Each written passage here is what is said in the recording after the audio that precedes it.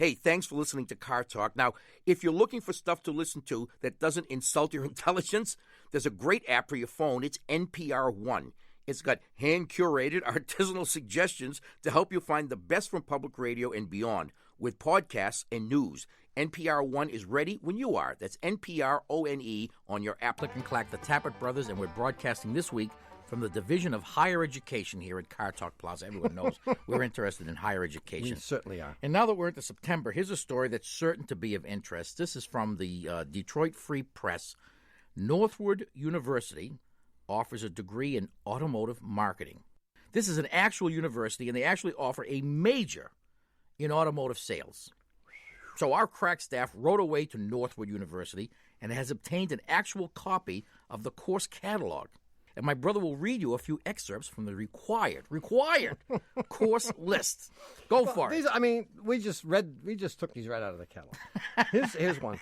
Psychology 202. The effectiveness of sartorial patterns on purchase decisions. Plaid pants and you. Professor Iacocca will delve into the effect that different patterns can have on purchase and upsell decisions. Do wider plaids encourage power options? Do gingham plaids affect leather seat sales? Does wool or polyester affect closing rate?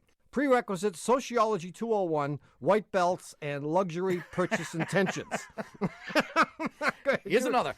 Economics 301, market timing strategies. When to say, I have to go talk to my sales manager.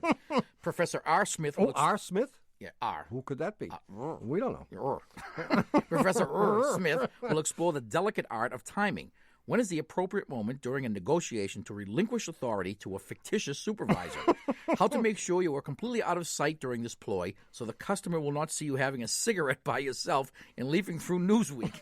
When is the exact Marvel Comics. When is the exact right moment to throw in the free floor mats? Several theories will be thoroughly tested and evaluated through role playing with the help of guest lecturers. Prerequisite, Psych 101, the art of lying. I like it.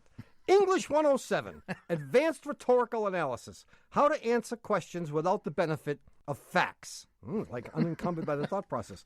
Did you take that course? Memorization of several dozen vocabulary words will be required, as they will then be used in an improvisational manner to respond to subjects on automotive, economic, and foreign policy topics. Sounds like a good course. Prerequisite, English 102, basic motor skills, lip and tongue coordination. And is the last one, Math 206, getting to 40,000. Creative addition techniques are discussed, along with such tools as exterior and interior packages, pinstriping, little-known state and federal fees, and dealer prep costs. The semester concludes with an overview of advanced numerical obfuscation theory and spontaneous acronym creation. Guest lecturers will come from major auction houses, Vegas gaming establishments, and money-losing internet companies. Prerequisite, Math 104, calculating your commission while talking. I'm signed. Where is this place? Northwood University in Detroit. Wow. Yeah. Their lawyers are online too, or what? The Dean of Admissions wants us. It's a John Mongan letter. Guest lecturers. If you'd like to talk to us about your car or perhaps enrollment in Northwood College, the number is 888-CAR-TALK. That's 888-227-8255. Hello, you're on Car Talk. Hi, my name's Rosanna. I'm in San Francisco. Hi, Roseanna. Roseanne. A at the end. Rosanna. Rosanna Dana. Exactly. Excellent. From where? San Francisco? San Francisco, California. Yeah. What's going on? You got a car? You know what? I have my friend's car for the summer. Did you burn the clutch out? Exactly what I was going to ask. No, it's an automatic. It is. It is. It's a 97 or 98 Subaru Outback Sport. Yeah. And I was driving back from work the other day, and I heard a kind of ringing noise coming from under the car. Yeah. I noticed a man in a I noticed. Oh, a man maybe in you ran over a cell phone user. We hope. I noticed a man in a shopping cart rolling toward me, and I thought, oh, that's making the noise. But then about a mile later, it was still there. Yeah. So that wasn't it. It stops whenever I stop the car at a stop sign or a stoplight. It stops when I make turns. But once I straighten the car back out again, I hear the ringing. It's almost like a metal sound dragging on the ground. But you have to be moving pretty much or revving up the engine a little bit to hear it? Moving. Moving. Yeah. Moving. Have you tried just revving up the engine without moving? For example, leaving it in park or neutral? I didn't try that. I didn't think so. Yeah. I didn't think so. I'm not very good at diagnostics. Yeah. Well, that'll mean we'll have to give you two answers. Okay. Well, One for moving and one for revving. Okay. I'm prepared with only one answer. No, you're not. I am? I'm not? Oh, all right. Well, You sure. give your answer, and I'll give my answer. Yeah. And you'll obviously give the other one. Yeah. I mean, you may have two answers. I have two. I mean, you may have two more. Oh, Because one of yours may not be mine. Yeah. Wouldn't that Right? be interesting? Then we'd have three, wouldn't we? There you go. Well, my answer is that you have a loose heat shield. And what Okay. you're hearing is the little sheet metal of the heat shield rattling, and it's a benign little noise. And where is the heat shield located? The heat shield on this It's car... on the outside of the re-entry rockets. Right. You had me writing that down. We knew that. No, the heat shield is everywhere. The heat shield runs from stem to stern on the exhaust system on this car. Okay. It starts virtually at the engine, and there are heat shields wrapped around the front exhaust pipe and the intermediate pipe and the catalytic converter and the tailpipe, you name it. There's a Okay. heat shield, and it could be any one of those heat shields that's come loose and is making this annoying little noise. And that's 99% probably right And answer. you can corroborate that by sitting there with the car in neutral or park and revving up the engine, and you will get the noise without actually being in motion. I will get the noise. I think so. Okay. But now my brother's prepared to give you 6 or Sure. 7 other answers. That was my first answer. And the second one is, if in fact you rev it up and you can't get the noise unless you really are moving, Okay. then that probably isn't it. Okay. Then you might have a little, I don't know, a backing plate that's bent and maybe a rotor is just barely touching it. Or you could have a pebble stuck in there. Pebble stuck between You haven't them. been to Pebble Beach or anything like that, have No, haven't No. been out there recently. Yeah, but I don't think so. I think that you can get the noise even when you're not moving, and that it's Okay. going to be the heat you? So shield. when are you returning this car? At the end of the week. End of the week. Oh, good. The sooner the better, right? Yeah, Exactly. There was a little I bit of... wouldn't even mention it. Oh, you have to. You have to give whoever you borrowed it from a full report. Absolutely. Yeah, and- Really? I agree. Here's why I wouldn't say anything. Because how long you've had the car all summer? Yep. The person who was stupid enough to let you drive his car or her car is going to get in the car and not having driven it for 3 months or so is going to hear 5 other noises which he's going to blame you for. So why add another one? If you say, it makes this little tinkle noise, he's going to say, yeah, well, what about the thunking noise when you hit a bump? What about the noise I hear when I take a left turn? What about the rose bush that's stuck to the left front Right, fender? it didn't make any of those noises when I gave you the car, and you're going to end up paying for a transmission, CV joints, wheel bearings. Oh, here's what you do. Arrange to be out of town when he returns. Oh, smart. Right? Unavailable. Give him 3 or 4 days to sort things out, and you have to Okay. be incommunicado. You have to be someplace. Okay. You disappear. Okay. Can't be found. Where's And- Rosanna? Don't know. You know what's Out. good too? Out of town. Return it on a day when you're having storms.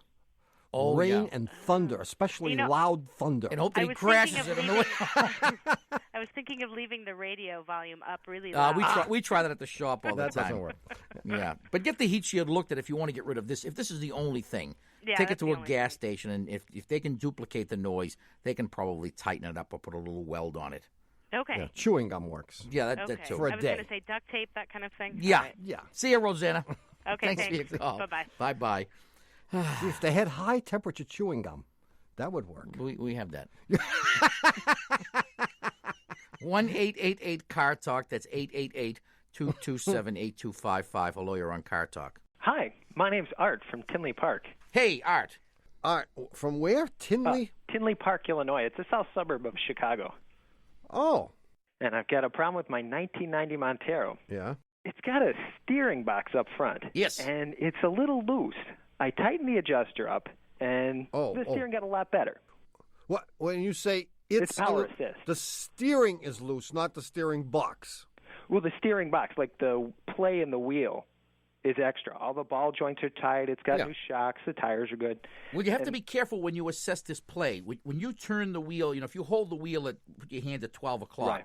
and you go back and forth, from, say, 11 to 1. Mm-hmm. Or in my brother's case, from, 3 to 9. Okay, but if you just go chuk, chuk, chuk, chuk, back and forth with that frequency, you can have an assistant do that while you look down below, and you may find out that your pitman arm is worn out or some such thing. It may not be in the box. But let's assume it is in the box. Yeah, everything looks right. The arm is tight and all the linkage, because I had the skid plates off and stuff. So you looked. So you actually jacked it up and you actually moved the wheels back and forth and you actually saw that the tie rod ends were not flopping around. Right. Good. And I've actually had it to the dealer, but they told me that the steering box is bad. What they didn't tell me was exactly how much they charged to fix it, and I kind of don't. Oh, you don't want to know. Yeah, well, I know a new one's $2,000, and they said in the neighborhood of $500 would probably do it. So I'm guessing closer to like $800 or $900. So they're going to rebuild it for $500. Yeah, that's what they said. Wow. But my real question is, because I know it's at least got to be attended to, is there's a shop here, a power steering specialty shop, that says they can do it for $250. And I'm wondering if that's just too good to be true. Well, are they going to do it with mostly black paint? No. Yeah, some black spray paint and 2 new bolts on the top there to make it look right. Yeah. Wow. Jeez. So what are they going to do? Is $250 sounding like just too good to be true, or? Well, I mean, I have to say that $2,000 sounds so ridiculous and unreasonable. I know. That and 4 tires, and you got the new price of the car. And even $500 or $600 sounds a little bit outrageous. Mm-hmm. So I'm a little bit reluctant to dismiss the $250 as being completely out of whack. Because the way I figured that was the price if I just bring him the box. You got to give him a shot. I mean, you just got to. I mean, it's like a tenth of what it should be. Yeah. Mm-hmm. Tell him to do it twice. I mean, and it's nothing to take the box. Spent the right amount of money. The box comes right out. Yeah. Yeah. So you're going to take it out, you're going to bring it to him. Right. And he's going to give you back a rebuilt one. Yeah. No, he's going to give you back the same one. He rebuilt mine. Yeah. He rebuilt mine. And I believe he can certainly do that for $250. Don't forget, I mean, we're not talking rocket science here. Yeah. This is not a very, very complex piece of equipment. And the worst thing that can happen is that the steering locks up and you crash and you die. I mean, that's the absolute worst. My next question. I've got 2 trips coming up that I'd like to take it on. And I was wondering, is it likely that it would stop turning one way or the other all of a sudden? Geez, I suppose it could. Really? Okay. Yeah, I mean, I would let him do it before you go take your trip. Before you go. Okay. Good luck, Art. All righty. Well, thank you very much for your information. Okay. Appreciate it. Good talking to you. See ya. Bye-bye. 1-888-CAR-TALK or 1-888-227-8255. Hello, you're on Car Talk. Hi, this is Millie Kirkwood. I'm calling you from Plano, Texas. Millie. Yeah. How you doing? I'm doing great. Plano is a good place, isn't it? Oh, you've heard of it. I think we were there once. I was in Plano, yeah. Oh, super. I spent a weekend there one that night. was Drano. That was Drano, Texas. That's on the other side of Dallas. No, you can't say things like that about any place in Texas. Absolutely not. Now, this is the greatest place. We may not be Boston, but we're right up there. Now, I've got not a problem with the way my car runs, but it's with the windshield. Oh. Whenever I go through the drive-in car wash, at the service stations, yeah. Well, if you want to get the blow dry on your car, you have to get that wax treatment, and it leaves a film on the windshield. And that's not so bad during the day, but at night or when it's raining and you can't see anyway, it gets it all smeary. And I can't get that off. Well, if you told them about it, they would deny it vehemently. Of course. And the reason they would deny it is there's nothing in that container of wax. When you go through and you pay the extra $2 for the wax, and it says the light will flash when I don't think there's anything in that. I mean, the light flashes. How would you know? How would you know? No, I never can tell any difference in the way my car looks. I just like to get it blown dry so it. Well, I think they blow dry the car regardless, whether you get the wax or not, don't they? Not at the cheap car washes down here. Yeah, see, Millie's going to one of these cheapo places. Yeah, I don't go any place like that. It's only 1 bay long. You go in, the hose, guy comes out with a hose, he sprinkles it down, and then he leaves. I got it. I know what you're going to. Yeah. But if you can avoid the wax, I mean, what's the big deal about the blow dry? Just forget it. Well, I have spots on my car if I don't do the blow dry. Well, I think you need to upgrade, Millie. You need to go to a fancier car wash. Yeah. Well, in the meantime, do you know how I can get that stuff off the windshield? A friend of mine told me to use steel wool, but I'm afraid it'll scratch the windshield. I don't want that. Well, we did have a call last year from a guy who detailed cars, and he said you could use 4O. That is the steel wool with the 4 zeros. 4O. Okay, I can steel do that. wool on your. I don't think I'd try it on the windshield first. Yeah. You might want to try it on your husband's car.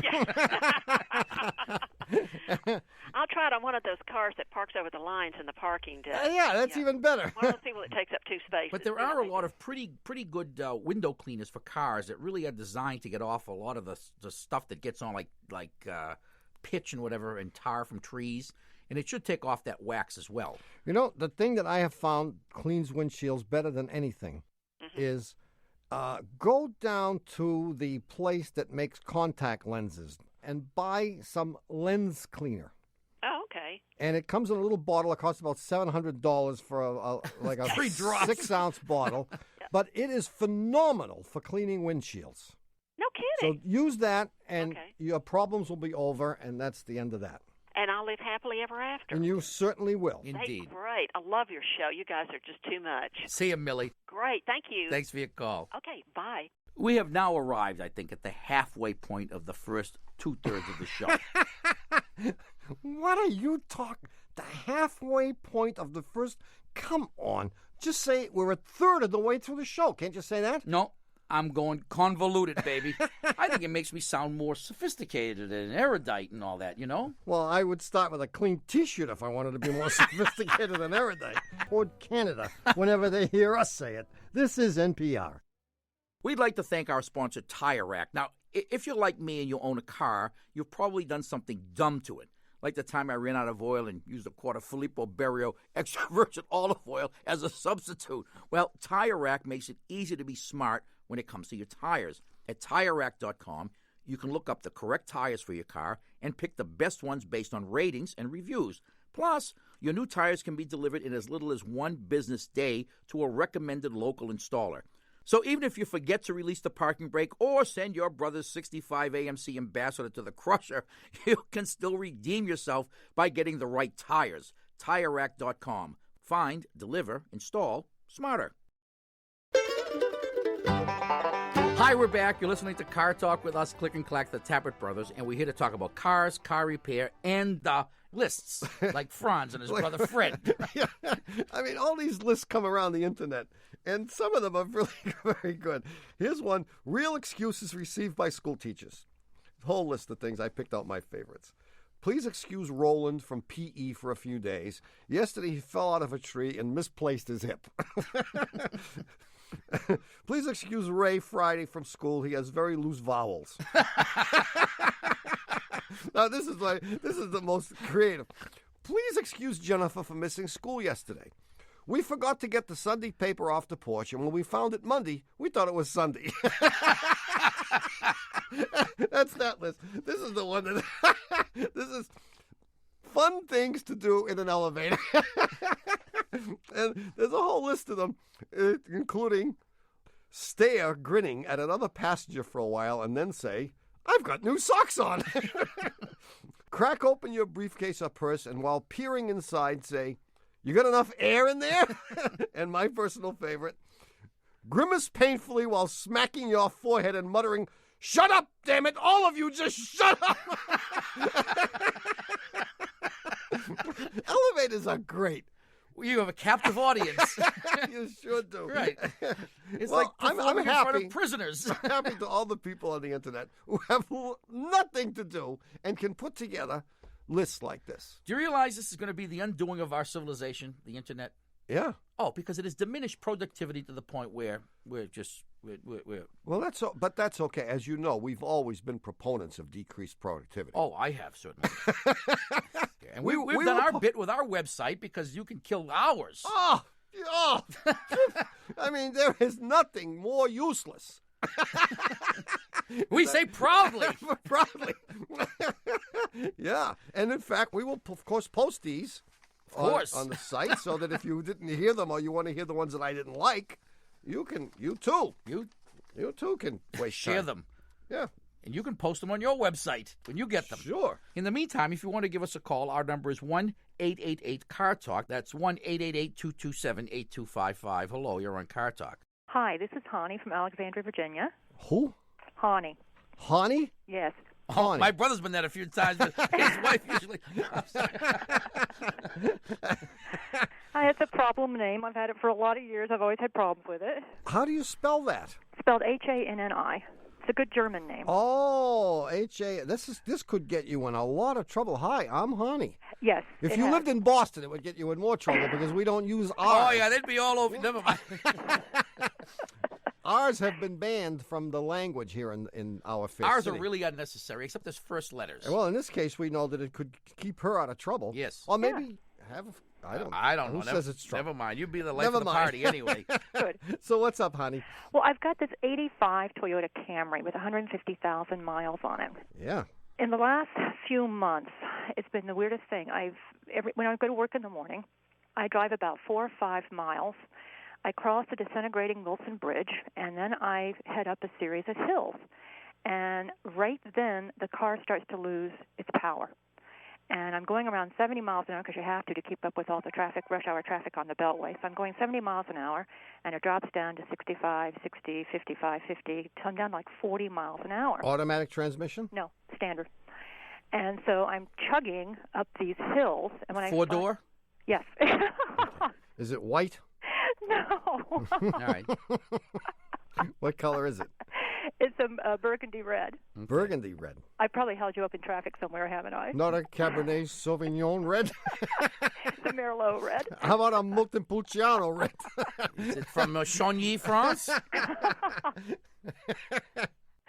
So anyway, when I finally get to like the top of a hill, or at some point, maybe even during going up these hills, he'll decide that it's to regain power, and then the front end of the car just starts to shake and shudder, and I can't accelerate too fast because I feel like the car is going to fall apart. No, all this time that it's decelerating, that it's slowing down. Yes. Are you remaining in fifth gear? I have gone down to fourth. I've shifted into third. It makes no difference. Hmm. So and we've tried different things because I thought, well, maybe I needed a tune-up, so it's got all new spark plugs and all new wires, or new rotor cap and a distributor. You've had a professional looking at this? It is now in the garage. It's at the Toyota garage? No. Volkswagen garage? No, it's just a service center that they work on all kinds of cars, and they think maybe it's a slipped clutch and a fuel filter. But when they brought up the slipped clutch theory, they asked me if my RPMs were revving up at the time when I was struggling up the hill. And they're not. And it doesn't. No, it's not the clutch. Oh, thank you. But that was a good theory. It is. What is it? Well, they haven't changed the fuel filter yet, and it's certainly when whoever did the tune-up, the fuel filter should have been changed. Okay. And it's very possible that that's what it is. Okay. You could easily have a restricted or partially plugged catalytic converter. Yes, okay. You could. But what you more likely than not have the Toyota Camry syndrome. Yeah. TCS. Which is what? And see, if you had taken this to a Toyota dealer, they would have immediately ushered you recognized- into the new car showroom. Yeah, and said, oh, you've got TCS. And what that is, it is a condition where the carbon deposits in the valve train get heated up and expanded and prevent the valves from closing all the way. So that you basically, as you're driving up this hill, have less and less compression. Okay. So it's like you need a valve job. Oh my God, that's expensive. And it'll happen when the engine gets its hottest. Okay. So it'll happen climbing a hill in the daytime. It won't happen if in some cases, even if you climb that same hill in the same direction at night, because it's cooler at night. Are you serious that this can't be fixed? No, it can't be fixed. It usually can be fixed with a chemical additive. Okay. In fact, if you can find a repair shop in your area that has something called a motor vac, it's a machine that's sold by Snap-on dealers, Snap-on tool dealers to unsuspecting garage owners. You got one? Yeah. I have 2 of them. No, it actually works very well for this, and it'll clean the carbon deposits out of the valve train and make the thing run like a new car. Great. And if this guy doesn't understand what to do with this, then you may be forced to go to the dealer because they definitely will know. Okay. And consider adding another letter to your name. See ya.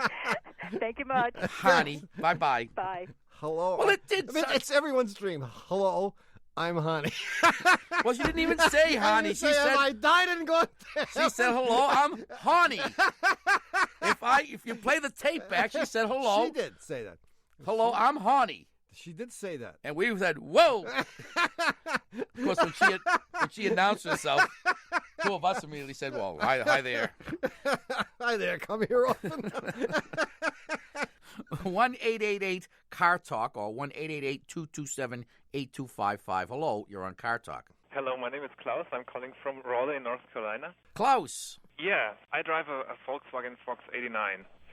Yeah. And I think I have two questions, basically. The one thing is, I made this trip to New York and to Washington, D.C. and stuff, and I put some money into the car before then, and when I came back, I pulled into the driveway. It was a Sunday night at midnight, and I wanted to start, half an hour later to go to the grocery store and get some groceries, and I couldn't put in any gear when the engine was running. Oh. I'm a physicist, so my own investigation resulted in the following thoughts. Hypothesis. You have a hypothesis. Exactly. Okay, let's hear it. Okay. The one thing is, I can shift the gears when the engine is not running. I cannot shift gears when the engine is running. I mean, no gear at all. Right. Therefore, right, this is a little syllogism. Therefore. Therefore. Exactly. Therefore. I must learn to drive without the engine running. Well, that's what I did, actually. Because, it's called coasting. Because I was at the grocery store then, and I stopped the engine, put in the first gear, and cranked it up until it was running, the car. Yeah. It was hopping a little bit forward, but then it was going, and there was no traffic. Yeah. And, so I adjusted the revolution so that I could get into second, and this brought me home again. Yes. Very good. I think that the clutch isn't opening anymore for some reason. Very good, Klaus. You have come to the correct conclusion. The clutch is no longer disengaging, and that's why, in fact, you've probably figured out that once you're moving, you can actually shift it to second, third, and fourth pretty easily. But that first gear and reverse are killers, and they require that you shut the thing off. Yeah. Yeah. Yeah, that's true. Yeah. Is it seriously that, the clutch just totally died on me, or is there any other reason that could have gone wrong? There's another reason, and if you're lucky, this is what it is. It's possible that the clutch cable has stretched. There's a cable that runs from the pedal down to the arm that holds the clutch release bearing. And if you have led a good, clean life, you can replace that for $30.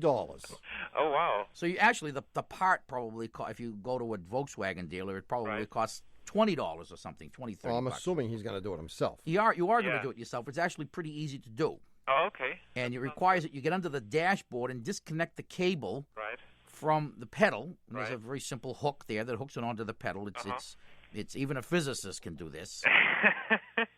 And then the other end has a bunch of little clips in a little rubber grommet, but it's all obvious. I would take a picture of it, however. I actually, how do I know that it is stretched? Because you don't. The way you know is you put a new one in. Oh, okay. And then you'll adjust it so that the pedal feels normal. When you're sitting in the driver's seat, you should be able to push that pedal about an inch with very little resistance. And then the remaining distance requires considerable effort. Oh, I see. So you want to adjust that. There's an adjustment on the cable, and you'll figure out how to do that. Right. There's a nut you have to turn. And when you've done this and adjusted it, and the pedal feels like a normal pedal should feel, then you start it up and you step on the clutch, and it'll slide right into first gear. It'll slide right in. And if it doesn't, then you need to replace the clutch. Oh, okay. Let me ask you another question. Sure. Yeah. Okay. I bought the car for $1,300. I put in $300, and if I have to replace the clutch, it would be another $400 or $500. More, but that's okay. Yeah, roundabout, I guess. So I was thinking, is it worthwhile because it has 16,000 miles on it and so forth to do that, or is it just it's getting close to becoming $1,800, $2,000 car? Yeah. So what? That's cheap.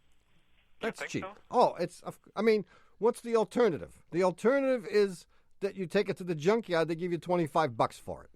Because no one in his right mind is going to drive a car that he can't shift. So even if you were going to sell it, you'd have to replace the clutch. And we are bound by our affiliation with ARTA, the Automobile Repair Technicians of America, to encourage people to fix their cars whenever possible. That's right. And if we ever recommended anything other than that, we would be summarily drummed out of the organization, and no longer able to attend the annual seat cover convention in Dayton and the boat show. Seat cover and boat See you, show. Klaus. Good luck. All right, thank you. Bye-bye. Bye-bye. 1-888-CAR-TALK or 1-888-227-8255. Hello, you're on Car Talk. Hi, this is Rosie from Ypsilanti, Michigan. Hey, Rosie, how you doing? But I should tell you that my roots are in your fair city. Oh, no really? Kidding? Yes. Where did you live? Well, my parents met working at the Harvard Science Library. She was the librarian, and he was a security guard. Oh, really? No kidding. Yes. And they moved to Ypsilanti, Michigan. So he knew where all the unused rooms were. Yep. Excellent. Anyway, so now you're in Ypsilanti. Yes. Cool. What's up? Well, I have a 95 Saturn, and I have a dispute with my husband that I'm hoping you can help me with. Where'd you meet him? I met him right here in good old Ypsilanti. No kidding. Yep. Okay. Okay, what's the dispute? Yeah, we'll help. Well, he thinks that it is a problem for the car if you have, like, the cooling system. He thinks that it will hurt the car by engaging both systems if you have the temperature control toward the middle and not at either extreme. In other words, I know. He thinks it's wearing out the air conditioner if you blend in some heat with it by not having the temperature selector all the way over to cold. Right, so he always has it freezing or boiling. Well, he's wrong. All right. Yeah, and he's bordering on nuts. No, I mean, he's not. I don't think he's nuts. But he just thinks that the two systems are related to each other, and they're not. Okay. This is not unlike your house. If you had an air conditioner in the window, and the room was getting too cold, but you couldn't regulate the air conditioner. But you couldn't regulate it, and you didn't want to shut it off and then turn it back on and shut it off and turn it back on, and it didn't have any controls on it. There's nothing that says you couldn't then also turn on the heat, which is the big boiler down in the basement. It's got nothing to do with the thing in the window. And the car is pretty much the same way. Okay. And in both circumstances, the air conditioner is running full blast all the time. So when your husband has the lever all the way over to cold and you're freezing in this car, it's because the air conditioner is running continuously. If you were then to introduce some heat to warm the temperature up a little bit, the air conditioner would still be running continuously, and it wouldn't be working any harder. Okay. And you're not wasting anything because you're making the heat for free. Almost. Because the heat is coming from the engine, the heat of the engine. Okay. So it's not as though you're wasting anything. Everything is working fine, and your husband's crazy. All right. You could control the temperature by turning the air conditioner on and off, or opening the window. Yeah, that's what we do. We turn it on and off. Yeah, that's fine. That's okay, and that does use less energy. Okay. As long as you don't mess around with opening windows and closing windows. In other words, if you left the windows closed and you turned the air conditioner off when it started to get hot, you turned it back on, but that's a pain in the neck. Right. I would say find the temperature that you like and set it there and tell them to pick on you for something else. Okay, I will. See you, Rosie. Thanks, guys. Bye-bye. Hey, Bye. Thanks for calling. All right, Tommy, look, it's time to take a break. That's good. You look tired. You want a cup of coffee? We're at Boston on their uniforms whenever they hear us say it. This is NPR. Thanks for listening to Car Talk. You probably know that the presidential debates are coming up, and with all due respect to the candidates, there may be no one in the country who knows more about how to debate a blowhard than me. I do it every week, and you guys are witnesses. So when I tell you that the NPR Politics Podcast provides real insight, you can take it to the bank. Subscribe to the NPR Politics Podcast on the NPR One app or at npr.org/podcasts. Ha! We're back. You're listening to Car Talk with us, Click and Clack, the Tappert brothers, and we're here to discuss cars, car repair, and an SQ test. Stupidity quotient. What's this all about?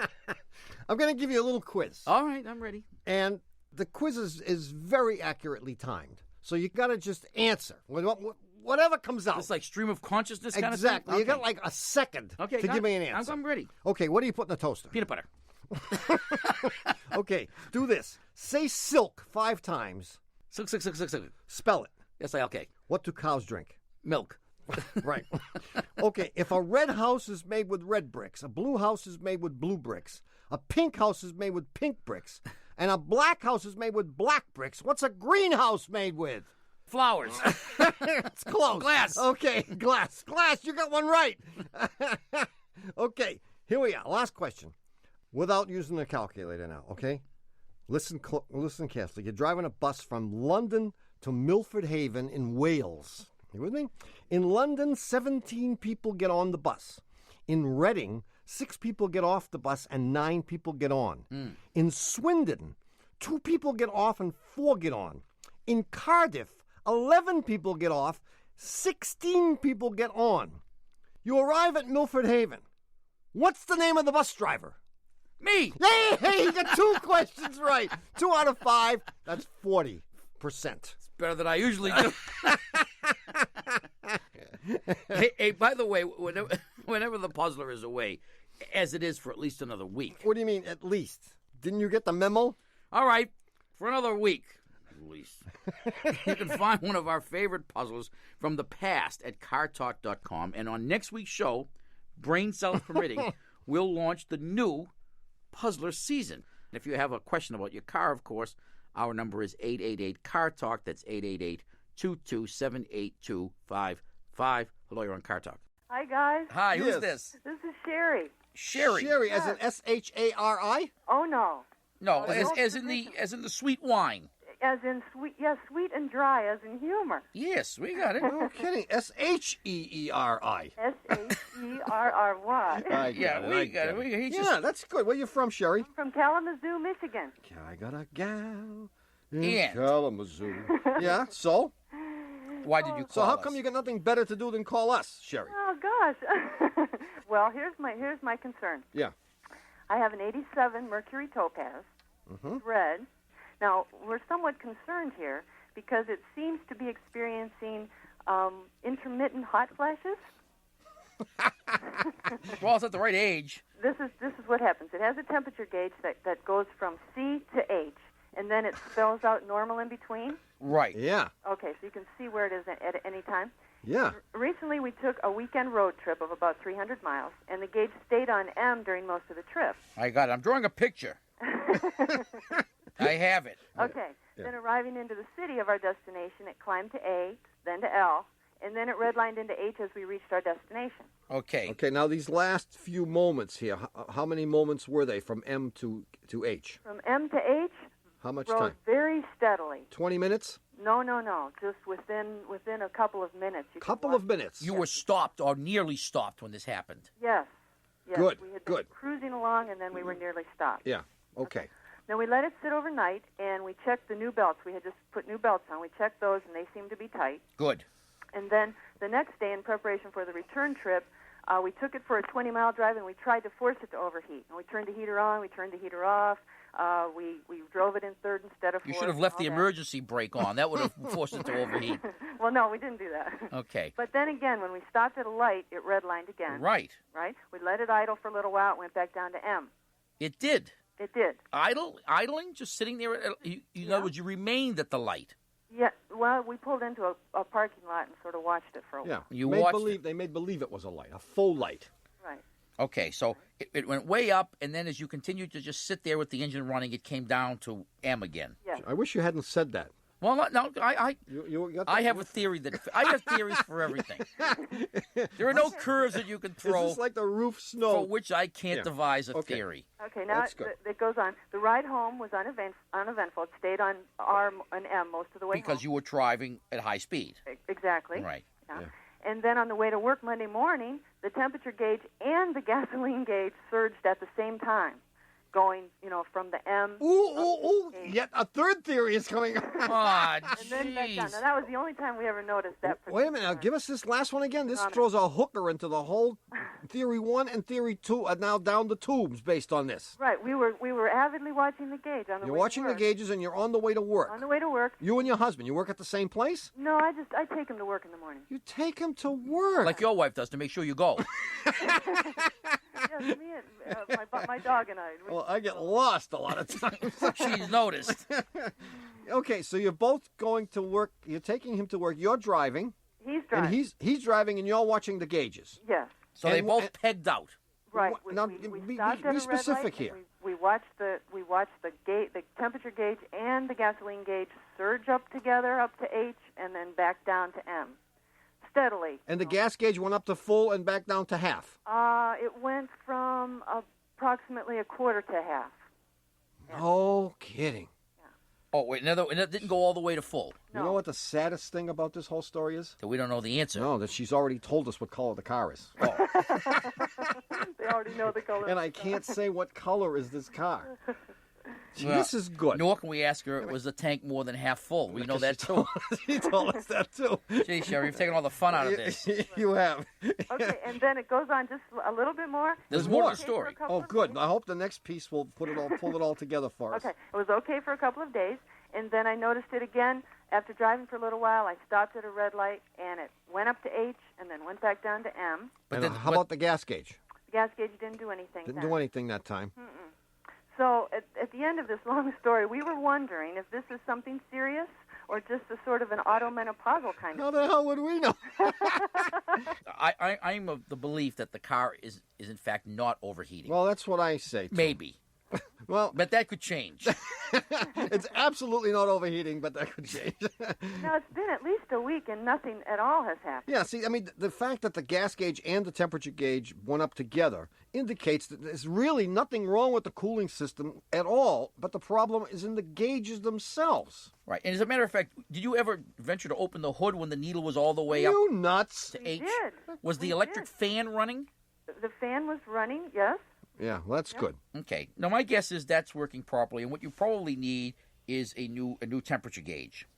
Oh. That's my guess. What about the gas gauge? And one of those, too. Well, how about an estrogen gas treatment? Estrogen could do it. I mean, it could be that. It could do it. It's either that the gauges themselves are gonzo or there's some common fault. But what you need to do is get it to your mechanic and have that mechanic make sure that, in fact, the fan goes on at the right time. He'll put his thermometer in there, and he'll watch the thing go up and go cuckoo. He may, in fact, want to change the sending unit in the engine that sends the signal to the gauge. It's called the temperature switch. Okay. Or the TSU. Right. So he may want to change the temperature switch, and then he may find out that doesn't fix it. And when he discovers that, he'll take the dashboard apart and replace your gauge. But you have to have a gauge that works. Right. I mean, you couldn't do anything stupid like break the glass and bend the needle. No, you wouldn't want to set it where you want it to be. No, you wouldn't want to do that. Right. My brother did that, but you don't want to do that. No, you wouldn't want to do that. You guys are terrific. Well, I just want to let you know that, and we're not related. We aren't? This is a disclaimer. We're not related at all. You guys are great. Thanks, Aunt Sherry. Great talking to you. Thanks for your call. Speaking of which, bye you know the temperature sending unit was named for an old Chinese philosopher? You knew that, Lao. Tzu. 1-888-CAR TALK or 1-888-227-8255. Hello, you're on Car Talk. Hi, this is Joe from Kingston. Hey, Joe. Kingston, like we know Kingston. Kingston, Rhode Island. Pennsylvania. Of course. Pennsylvania. Are you a Quaker or an Amish? No.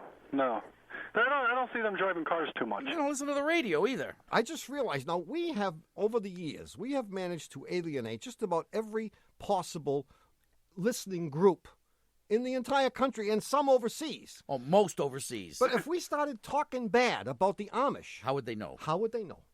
Right. I understand they're ready to give up. I understand they are. Anyway, Joe. Okay. What's up? Well, I need your assistance. Okay. My brother-in-law, 4 months ago. 4 months ago, brother-in-law. Yeah, he parked his 83 Honda Civic in my backyard. Uh-oh. I can see it and coming. it's still there. It's still there. Okay. It's a good thing it wasn't my brother's backyard, because you know where it would be now. It would be in the crusher. It's in the crusher. His backyard than mine. He's what? It would be better in his yard than mine. Yeah, why, pray tell, is it in your yard and not his? Well, he had it. He lives in Maryland, and he got a notice on his car. It was going to be towed as an abandoned vehicle. Right. So one Friday evening, Saturday morning, actually, 4 o'clock in the morning, he drove it back home. Uh-huh. But so he parked it in front of his mother's house, and she said, "Get it out of here," because he's already got a TVR and a Honda motorcycle sitting in the yard. So, I mean, he knew when he drove it to your house that he was planning to leave it there. But he comes and visits it regularly. Visits it? But did you know that he was coming? Yeah. And why didn't you move? It's his house. Oh, it's his house.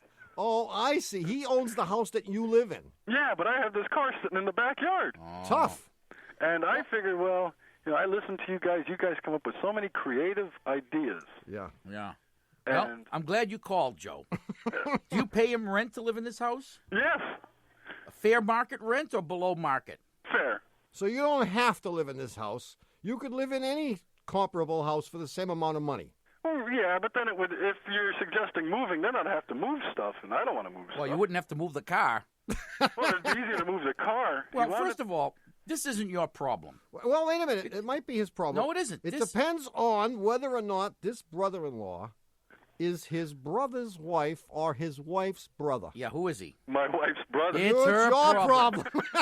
No, it's her problem. It's your wife's problem. Yeah, well, you know who gets the detail of fixing the problem. Oh, so she wants it out of there. Well, she said she doesn't care, but when I cut the grass, you have to move the car to get the weeds that grow up around it and, through the floorboards and stuff. Well, I think your brother-in-law needs behavior modification therapy. I mean, you can't just go sprinkling junk boxes around like my brother does. Here, hold on to my car for like a decade or two. Well, that was my next option, is drive it up to your garage. No. Give you the title. I mean, he obviously has another vehicle that he's driving. Yes. He thinks at some point, maybe 5 or 10 years from now, he might need this car. He might need this one. He is emotionally attached to this car. It's got 225,000 miles on it. Now, the engine does run very well, but body-wise, there's... Yeah, I mean, how well could it run with 200? I mean, how much longer could it have left? Doesn't matter. It doesn't matter. It can sit there forever. He needs help. Mess with a person's He needs feelings. help letting go. Here's what you do. He doesn't need the whole car. He needs a memento. Break off the rear view mirror.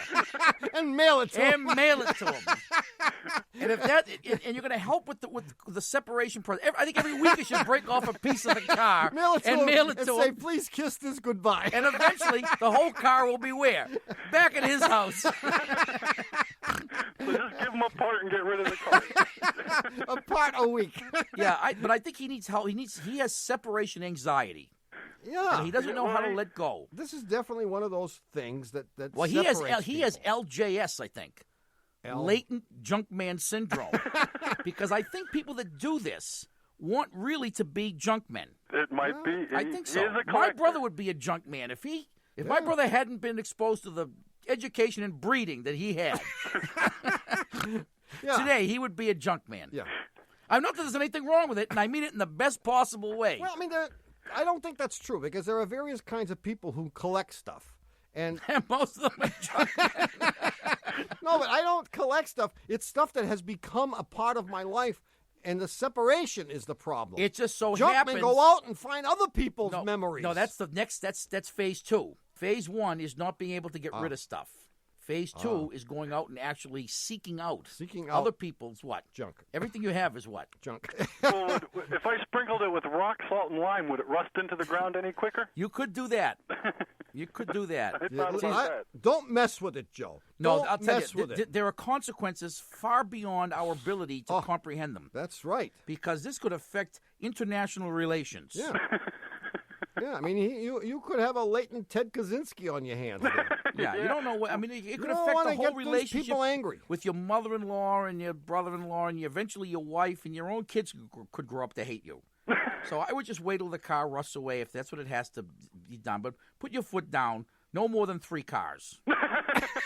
See you later, Joe. All right, thanks a lot. Bye-bye. Bye-bye. Well, it's happened again. What? You've squandered another perfectly good hour listening to Car Talk. Our esteemed producer is Doug the Subway Fugitive, not a slave to fashion, Bongo Boy, Frogman, cute Berman. Our associate producers are David the Calves of Belleville Green and Catherine Frau Blucher Fenolosa.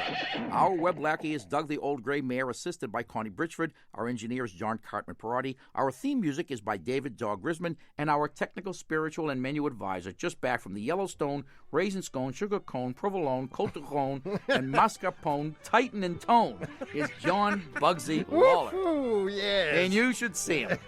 Our public opinion pollster is Paul Murky of Murky Research, assisted by statistician Margin of Error. Our customer care representative is Hey, would you buzz off? Our personal makeup artist is Bud Tugley. Our staff bicycle tester is Maya Sertz.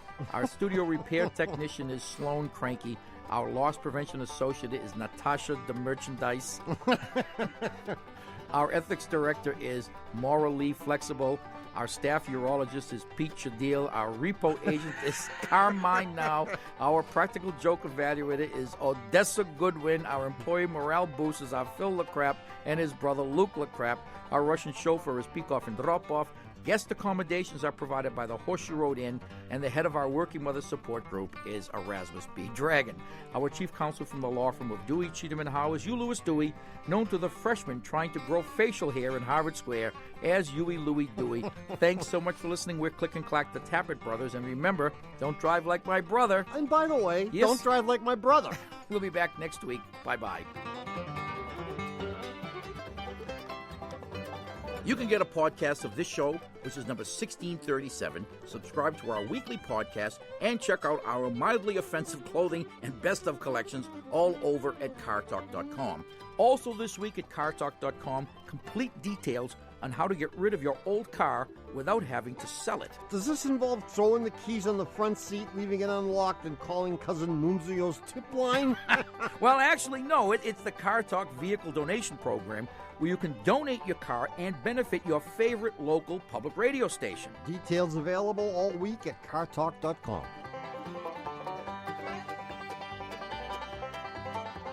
Car Talk is a production of Dewey, Cheatham & Howe and WBUR in Boston. And even though someone at the Pew Charitable Trust is forced to walk the plank every time we say it, this is NPR.